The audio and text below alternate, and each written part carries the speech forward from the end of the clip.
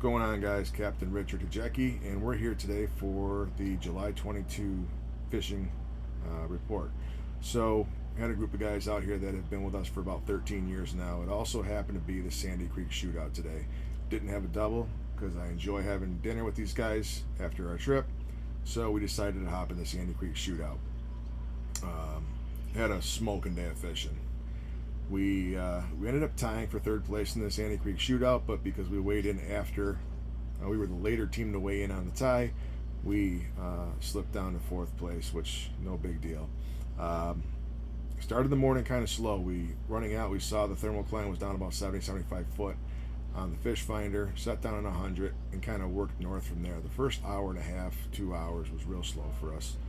Few bites, mostly small fish, and then as we pushed north, got to the 26 and a half, 27 north line, things started to fire up. At times, my brother and I were in the back of the boat, couldn't keep 6 rods in the water. The salmon bite was just insane. Started out with more spoons in the morning, less flashers, and by the end of the day, we were all meat rigs. Our biggest fish of the day came on a mupped gold geezer rig on a 65 or a 70 foot rigger. It was our highest rigger, and it took our biggest fish. That spoon's been really good for us. I believe the only place you can get that is Fat Nancy's right now. The other spoon we had going pretty consistently on a 350 copper was this green-eyed monster and a gold back. That is a spoon that you can get at Route 18 Tackle. John Ross is custom painting those up. They've been real good. Other than that, we started to get a few steelhead on the spoons, so we started switching out, and the meat rigs kept going, and they kept getting salmon, so we kept putting more in the water. We had meat rigs with regular meat, we had meat rigs with deep rig tackle, fake meat. Didn't seem to matter. There was just one heck of a chew going on offshore today, and we took advantage of it.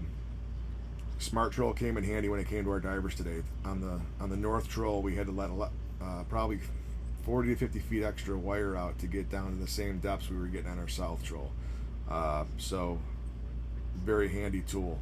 We were running our divers on a 1.5 setting, anywhere from 150 up to 250, depending on where we were on our north line and how the currents were affecting our dive charts, or our dive curve, I should say. Riggers, caught them as high as 65, caught them as deep as 200. So we had one rigger that was chasing deep marks. The other 2 riggers were kind of hanging out in that anywhere from 58 to 48 degree water is where we were putting our 2 probe riggers. Coppers, 350s in the morning, 400s were going. The 350 started to pull more steelhead than I wanted to catch, so we switched one of those out for a 400. Had meat rigs on both of those. They were firing consistently throughout the day.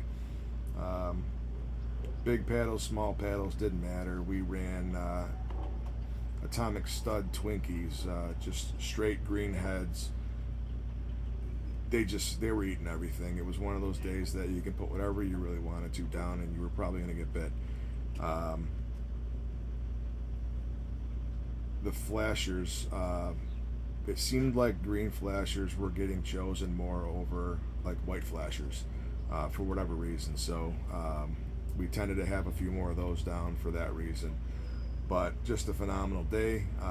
Like I said, we finished 4th in the Sandy Creek Shootout, so that was a nice bonus. Our guys had a boatload of fish. We filled up the cooler and had a heck of a shot in the back of the boat, which I don't typically do, but we had to find our 4 biggest salmon for the tournament, so we had to lay everything out on the deck, and just made for a great picture, so we snapped it. So if you want to see the pictures from today's trip, head over to our Facebook page. I'll have all the pictures posted up there, and you can see all the smiles we put on our customers' faces today. So back out in the morning, and we'll have another report tomorrow, guys.